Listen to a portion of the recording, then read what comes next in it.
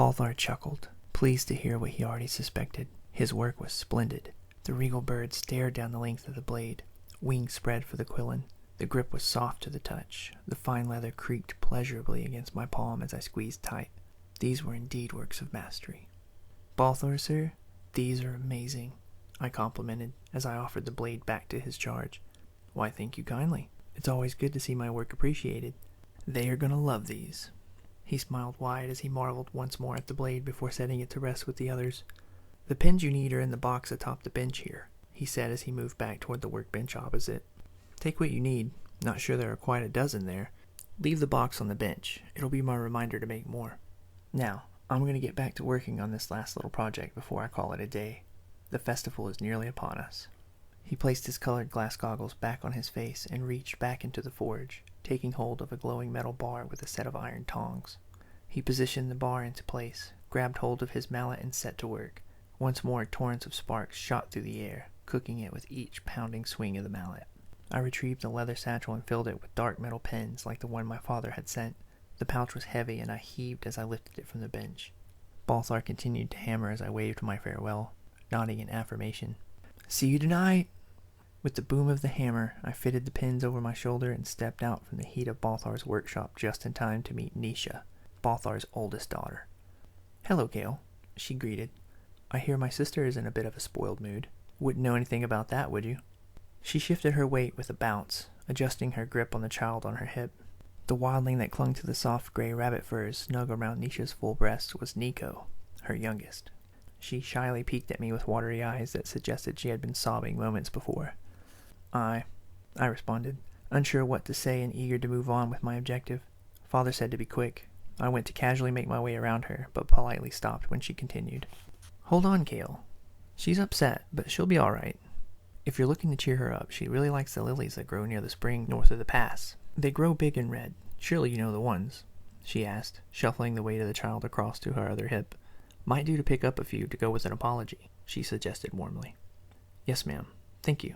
I was beginning to suspect everyone in Reisenbow was involved with arranging the two of us, but the flowers were a good idea nonetheless. It felt strange to have her upset with me, and I was ready to be over it. I bid farewell to Nisha and continued down the path from Balthar's shop. The air was growing crisp with the onset of evening settling over Reisenbow, warm and rich with the sense of late summer.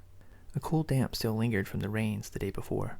I breathed deep of it, feeling lifted as if the very air was laden with energy. What a perfect day for the festival. The great branches gently swayed overhead, their large spade-like leaves softly rustling in the breeze, accenting the golden beams of light along the edge of the fields with added hues of green. Night would soon slip over the grove. The sky was already giving way to the shades of early evening, leaving just enough time for me to both deliver the pins and travel to the spring before dark. I looked to the other ridge across the village center, toward home. My father's hut of gray stone stood dark and empty across the distance. I lingered for a moment to savor a gentle breeze as it eased over me, and listened to the sounds of rustling leaves and the hustle of the divide wrapping up the preparations for the festivities ahead. I took another deep breath and let the moment go, the sweetness of it filling me once again.